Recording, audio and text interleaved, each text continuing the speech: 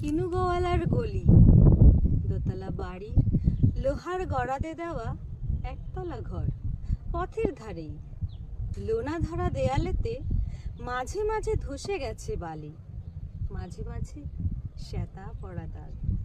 মার্কিন থানের মার্কা একখানা ছবি সিদ্ধিদাতা গণেশের, দরজার পরে আটা।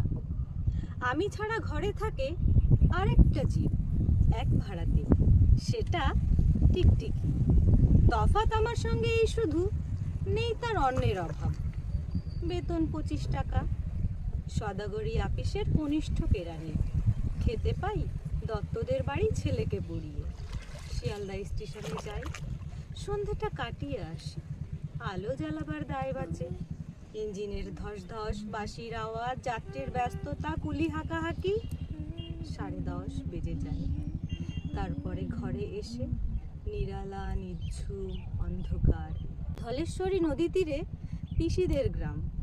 তার দেওরের মেয়ে অভাগার সাথে তার বিবাহের ছিল ঠিকঠাক। লগ্ন শুভ, নিশ্চিত প্রমাণ পাওয়া গেল। সেই লগ্নে এসেছি পালিয়ে। মেয়েটা তো রক্ষে পেলে, আমি তথৈবচ। ঘরেতে এলো না সে তো, মনে তার নিত্য আসা যাওয়া।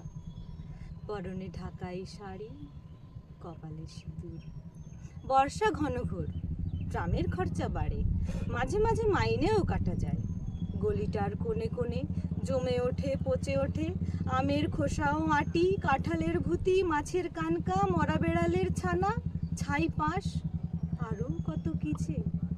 ছাতার অবস্থাখানা জরিমানা দেওয়া মাইনের মতো, বহু ছিদ্র তার।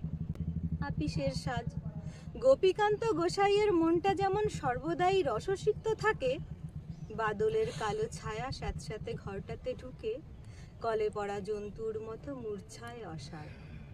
দিন রাত মনে হয় কোন আধমরা জগতের সঙ্গে যেন আষ্টে পৃষ্ঠে বাঁধা পড়ে আছি।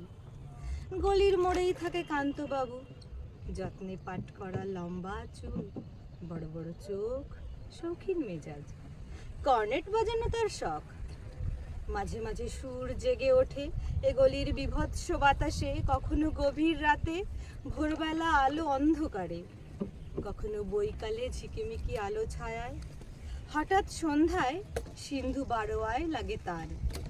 সমস্ত আকাশে বাজে অনাদিকালের বিরহ বেদনা। তখনই মুহূর্তে ধরা পড়ে এ গলিটা ঘোর মিছে, দুর্বিষহ মাতালের প্রলাপের মতো। হঠাৎ খবর পাই মনে, আকবর বাদশার সঙ্গে হরিপদকে